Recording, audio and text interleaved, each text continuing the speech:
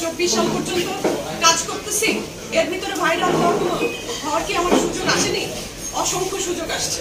সেটা কাজে লাগাতে গেলে কাজে লাগাতেই পারতাম, কোনো ব্যাপার না। এখন পারে এখানে বসেও যদি আমি একটা মানে ওই যারা ভাইরাল তাদের মতন একটা কিছু বলে ফেলি, খুবই আমরা দেখছি আরব খানের সাথে কিভাবে ভাইরাল হয়েছে আমরা দেখব। হ্যাঁ, এখন আরব ওইটাই আমি আল্লাহর কাছে হাজার শুকরিয়া যে আমি ওই দুবাইতে উনি আমাকে নেননি। হ্যাঁ, এটা আমার কাছে এখন মনে হচ্ছে যে আল্লাহ তাআলার ব্লেসিং এটা আমার। আচ্ছা আপু, যেটা প্রশ্ন করছিলাম আপনাকে, যে জাকিয়া বাড়ি মমর কথা উল্লেখ করছিলেন আপনি, সেটা একটু ক্লিয়ার করতেন। মমর সাথে মমো খালি কাজ করতে গেছে, জানি না, এটা তো আমি একতরফা শুনেছি, আমি মমর কাছে শুনিনি। কিন্তু একজন শিল্পী হয়ে একজন শিল্পীর এই অপদস্থতা সেই সময় সত্যি খারাপ লেগেছে।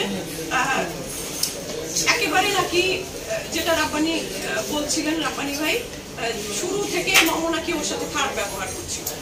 তো মমোর কথায় তো এরকম কোথায় শুনি নাই যে ও একেবারে শুরু থেকে খারাপ ব্যবহার করবে, তোমরা ওর সাথে ভালো ব্যবহার করবে আর তোমাদের সাথে খারাপ ব্যবহার করবে। এত এরকম হলে এতদিন কাজ করতে পারতো? সে পারতো না। তারপরে গেল এটা নিয়ে রাব্বানির সঙ্গে ওর সাথে এরকম খুটখাট লেগেই আছে সারাক্ষণ, অ্যাসিস্ট্যান্টের সাথে মমোর সাথে। শেষ যেদিন আমাদের শুটিং, সেদিন কি যেন একটা মম হচ্ছে যে তুমি আমাকে ওখান থেকে এই জিনিসটা এনে দাও। এই রাব্বানি ভাই ওর উপরে চেতে গেছে, ও চেতে গেছে, অকথ্য দুইজনের সাথে কনভারসেশন। তারপরে মামুন ভাইও চড়া হলো মমর উপরে। কি মনে করছেন আর্টিস্টদেরকে তারা তো আসলে কিছু মনে করে, কি মনে করছেন এখানে আপনারা ছাড়া কি কাজ হতো না, হ্যান না তেন না, খুবই অসম্মানজনক অনেক কিছু হচ্ছে। তাদের সমস্যাটা হয়েছে ওইখানে। ওইটা হওয়ার পরে একটা মুভির তো অনেক কিছু থাকে, মমর আরো সিন ছিল, অনেক কিছু ছিল, ওকে না নিয়ে ওকে বাদ দিয়ে পরে কিছু সিন আমাকে দিয়ে করিয়েছে। সে দায় সেরেছে তার মুভি। সে বলছে যে আমার কারণে নাকি মমর সাথে সম্পর্ক খারাপ হয়েছে। এত মিথ্যার আশ্রয় কেন নিতে হবে? বিষয়টা এরকম ছিল। আমার একটা প্রশ্ন হচ্ছে, আপনি কি এমন কথা বলেছেন কিনা সাংবাদিকরা আপনার টাকা তুলে দেবে অনন্য মামুনের কাছ থেকে? কারণ এরকম একটা স্ক্রিনশট আমার কাছে এসেছে। এই কথাটার আপনি যদি ক্লিয়ার করবেন জায়গাটা। আর সেকেন্ড হচ্ছে, সাংবাদিকদের যে বিষয়টা নিয়ে প্রেস কনফারেন্স তাদের অনুরোধে বা এই ধরনের কথা ভেসে বেড়াচ্ছে আর কি, আপনার স্ক্রিনশটটা এই জায়গাটা যদি ক্লিয়ার করবেন, কারা যদি বলে থাকে কোন সাংবাদিকরা বলেছে আপনার টাকাটা তুলে দেবে? এটা সব জনরে চলে গেছে, এটা আমাদের উপরে বর্তাচ্ছে জিনিসটা। আমি তো এর সাথে অ্যাড করতে চাই।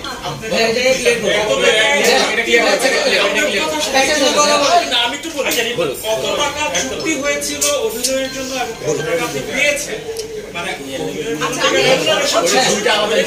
এটা আলাদা প্রশ্ন ভাই।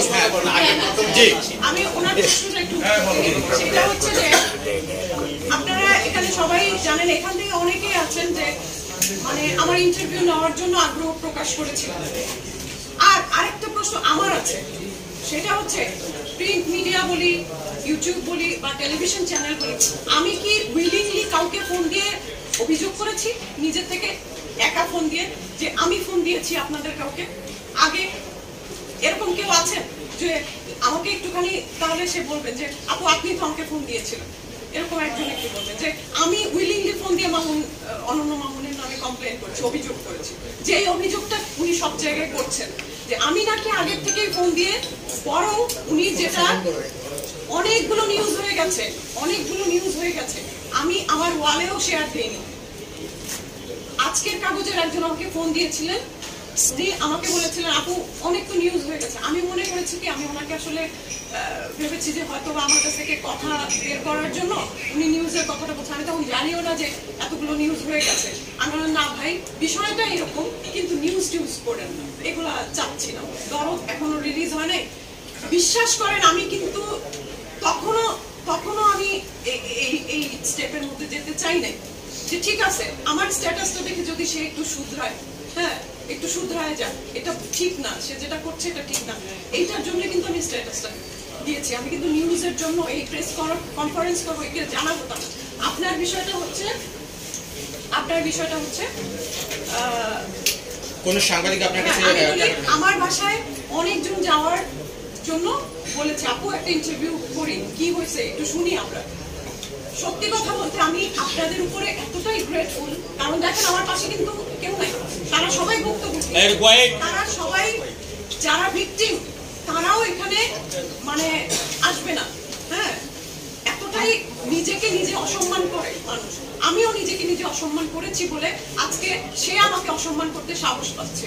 তো এইটা বুঝতে পারছে না কেউ। আমি টাকা না নেওয়া মানে কি নিজেকেই অসম্মান করেছি, সেইটা করেছি বলে আজকে কিন্তু এই অসম্মানিত হচ্ছি তার কাছ থেকে।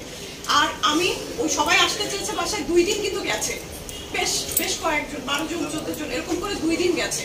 তো সবাই মিলে একদিন বললো কি আপু এত মানুষ বাসায় আসে, আরো অনেকে আসতে চায়, আপনার বাসাটা তো একটু ভেতরে নবোদয়ের দিকে বাসা, তো আপনি একটা করতে পারেন না। এটা যে কে নির্দিষ্ট করে বলছে বা ওরকম না, কিন্তু ওরা সবাই যারা যারা গেছে ওরা একত্রে জিনিসটা বলেছে। আমার কিন্তু বিষয়টা পছন্দ হয়েছে।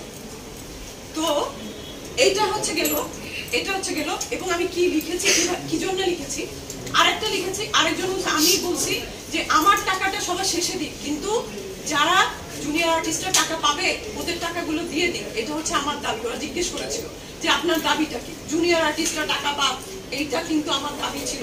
ওরা বলেছে আপু চিন্তা করেন না, এই ব্যবস্থা হবে, আমরা এইটার জন্য আপনার পাশে আছি। এই ধরেন এই কথা আমি আমার ঘরের ভেতরে এই কথাটাকে যদি আমি এইভাবে বলি যে ডিরেক্টর কি বলে জার্নালিস্টদের অনুরোধে আমি একটা প্রেস মিট করেছি, এটা আমার ঘরের মধ্যে, মনে করেন আমার নিজের মানুষদের সাথে করছি, প্রেস মিটের ব্যবস্থা করতে বললো, ওরা অনুরোধ করলো, আমি একটা করছি। আর ওরা বলছে টাকা পয়সার ব্যাপারে ওরা উঠায় দিবে, এটা আমি আমার ঘরে আপনাদের যে গ্রুপটা, হ্যাঁ হ্যাঁ এক্স্যাক্টলি এইটাকে আমি বলতে পারি না, সহজভাবে বোঝানোর জন্য, ওদেরকে ইন্সপায়ার করার জন্য যে তোমরা একটু আমার সাথে থাকো, আমি একটু শক্তিশালী হই, এতটুকু বলার জন্য কি আমি এটা বলতে পারি না? এইটাই বলেছি। ওইখানের ওই যে কালকে মামুন ভাইয়ের সাথে ছবি দিয়ে যে এই করছে, ও করছে তো ওই স্ক্রিনশট দিয়ে অনন্য মোহনকে দিয়েছে। অনন্য মোহন তো কালকে জান পরাণ দিয়ে চেষ্টা করছে আমার এই কনফারেন্স যাতে পণ্ড হয়। সে ওইটা সব জার্নালিস্টকে দিয়ে, অনেক জার্নালিস্ট আমাকে ফোন দিয়ে বকা দিয়েছে। তার মানে সরাসরি কেউ এর সাথে যুক্ত না বা কেউ আমাকে অনেকে ফোন দিয়ে বকা দিছে। আমি ওদের বকাটা নিছি, নিয়ে বলছি ভাই আমি আসলে এমনি বলছি, যদি কষ্ট পেয়ে থাকেন আমি সরি, আমি আসলে এইভাবে বলি না। আমার ঘরের মানুষের সাথে যে আমি এরকম সাধু ভাষায় কথা বলতে হবে এটা তো বুঝি না, আমি তো নর্মালি কথা বলছি।